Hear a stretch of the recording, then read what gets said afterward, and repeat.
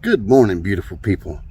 Springtime is just around the corner, and for most of us chicken owners, the first thing we start worrying about is broody hens, because most of us guys are really worried about egg production.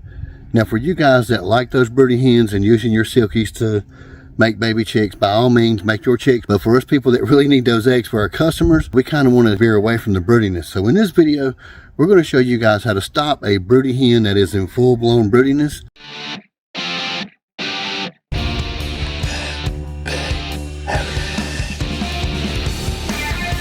Okay, y'all, so before we can fix the broodiness, we first have to learn how to identify broodiness. So let's go over a few things really quick. Now, the first thing you'll notice when your hen goes broody is she will always be on the nest. It'll be really hard to get her to come off of it. You will also notice some loss of feathers, only in sporadic places, especially under her belly area. You will also notice she is hot to touch or temperature increase in those unfeathered areas. And she will definitely have a change in her attitude.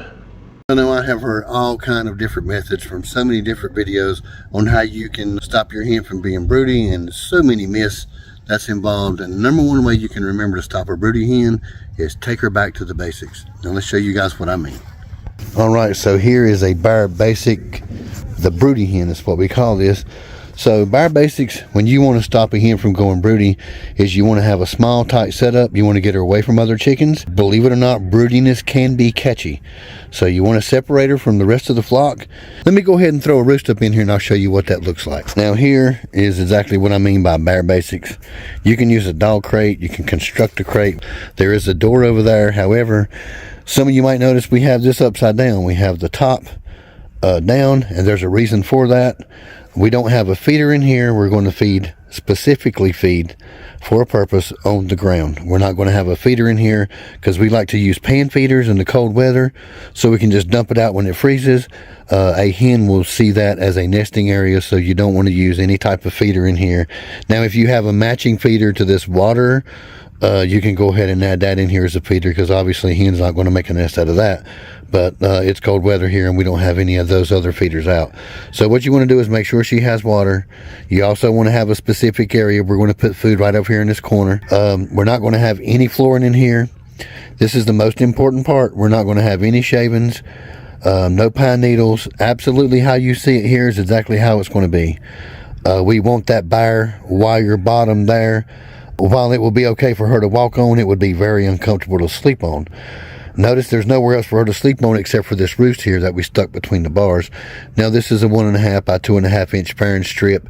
It's strong enough to support her weight. By having that bare bottom and that wire there, she won't sleep on the bottom. She'll hop up here on the roost to sleep.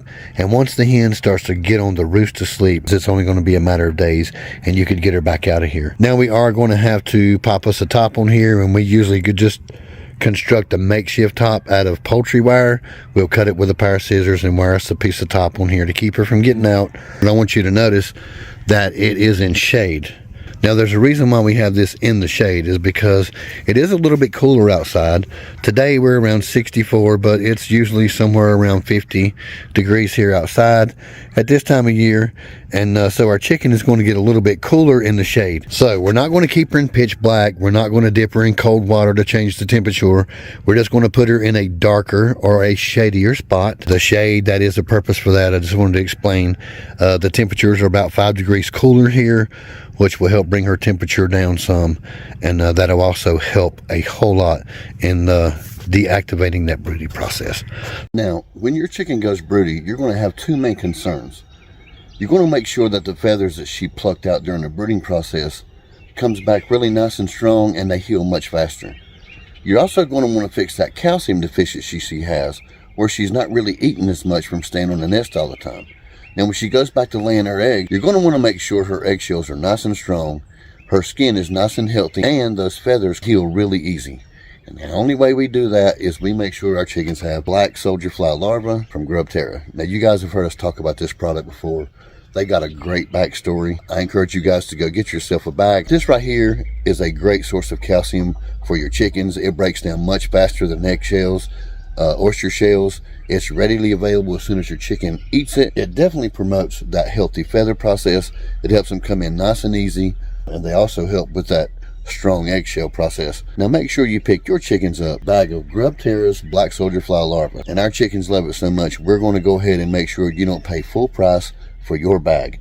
Look down in the description below, click on that link. We have a custom code for you, and your chickens will love it, I guarantee it. So this is it, guys. We're just going to construct on top. We're going to set her in here. There's a door on the other side that we can open up and get her out of, so the top won't be taken off once we put it in there until she comes out. But she's going to stay in here somewhere around 5 days, and that brooding spell will be gone, and we'll put her right back in with the normal flock. All right, guys, we want to thank you very much for watching this video. If you learned something from this video, don't forget to hit the like button, and I'll go ahead and add 2 more videos that has to do with chickens right here. We hope you enjoy those as well. All right, guys, we're going to shut up and get out of here. You guys keep on keeping on, and we'll see you on the next video.